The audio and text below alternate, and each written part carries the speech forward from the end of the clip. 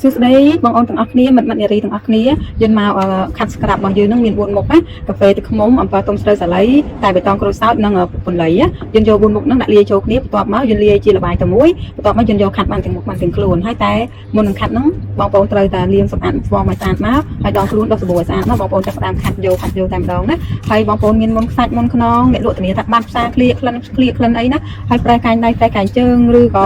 ស្បែកខ្មៅលាបលេអត់ចូលក្រិនក្រើមបងប្អូនកលាក់ដៃកលាក់ជើងស្នាមដៃស្នាមជើងនោះគឺព្យាយាមគឺបាត់តែអ្នកលក់ធានាខ្លាំងជាងគេគឺបាត់ក្លិនតែម្ដងព្រោះអ្នកលក់ក្លិនឃ្លៀកអញ្ចឹងអ្នកលក់ធានាឲ្យខ្លាំងតែម្ដងហើយក្នុងមួយកំប៉ុងយើងនឹងចំណុះ450 ក្រាមហ្នឹងតែ$3ទេបងប្អូនចូលជាយកជាឈុត4មុខ$10ផលិតផលក្នុងស្តុកធ្វើដោយដៃកូនខ្មែរល្អពិតបងប្អូនបន្ទាប់មក15នាទីបងប្អូនលាងទឹកហើយជាការស្រេចបងប្អូនលាងទឹកហើយនឹងទទួលបានស្បែកទន់រលោងស្រស់ថ្លាទទួលបានផលតាំងពីលើកដំបូងបងប្អូនចង់សបងប្អូនព្យាយាមបន្តិចណាបងប្អូនវានឹងសរបស់ធម្មជាតិអត់មានជាតិកាត់ព្យាយាមណាបងប្អូនតែបើថាដាក់ភ្លាមឲ្យស្បែកទន់រលោងអ្នកលក់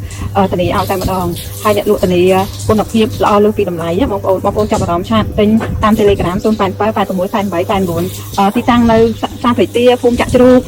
បងប្អូនអាចឆាតចូលមកទិញបានណាកំងទៅម្នាក់មួយឈុតស្អាតពីក្បាលដល់ចុងជើងអរគុណច្រើនបងប្អូន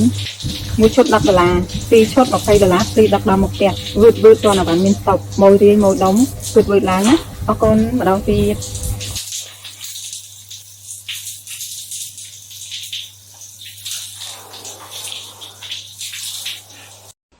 Oh my god. Let her melaba. Dawa why? This is hopeless again.